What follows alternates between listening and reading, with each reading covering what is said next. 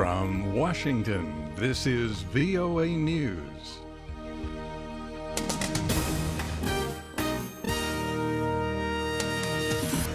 I'm David Forrest reporting. Troops massed near an Iraqi city. Shiite militias headed to the outskirts of Ramadi on Monday in the aftermath of an Islamic State victory there. The military and tribal forces that fled Ramadi Sunday have regrouped on the city's eastern edge in what several sources tell VOA is an attempt to block any IS advance toward Baghdad. U.S. President Barack Obama says the government will prohibit the use of some military-style equipment by local law enforcement. During a speech in Camden, New Jersey, Monday, Mr. Obama said the equipment intimidates residents and sends the wrong message. About 170 rival motorcycle gang members remained jailed Monday in Texas following a deadly shootout and brawl at a Waco restaurant the day before.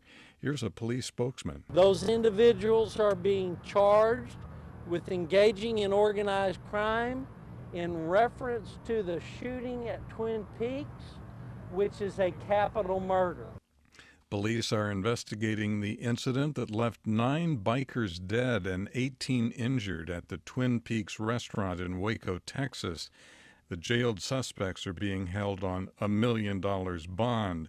Police said they had warnings that the bikers planned to gather at the Twin Peaks, a chain of sports bars known for their scantily clad waitresses, but that the restaurant management had refused to cooperate. The chain's management revoked the franchise rights of the Waco outlet.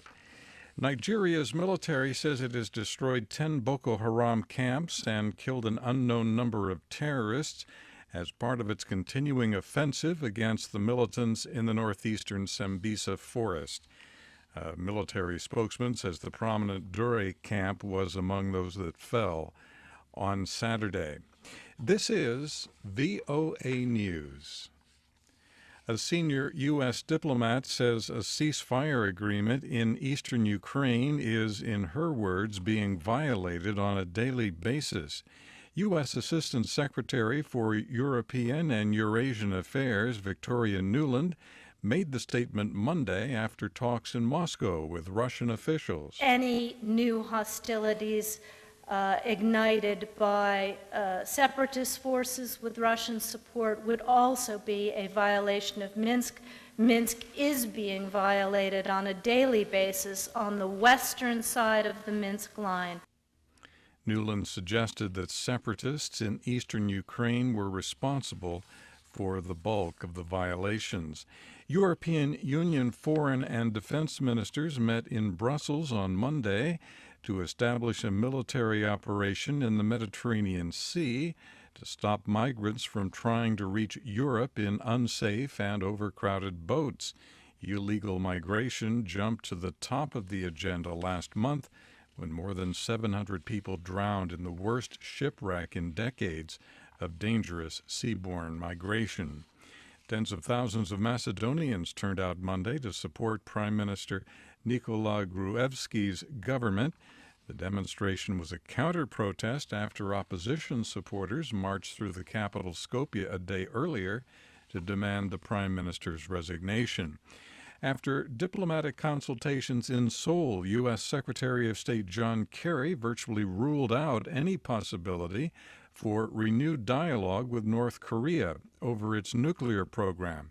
Brian Patton has more. U.S. Secretary of State John Kerry cited North Korea's recent submarine-launched ballistic missile test as the latest example of North Korea's continued pursuit of offensive and nuclear weapons in violation of United Nations Security Council resolutions. And he described Kim Jong-un as grotesque and grisly for reportedly ordering the public execution of his highest-ranking defense minister, Hyang Young-chol, with an anti-aircraft gun. Brian Patton, VOA News, Seoul. Protesters took to the streets in the capital of Burundi Monday for the first time since a failed coup attempt against the president last week. Gabe Joselo takes a look.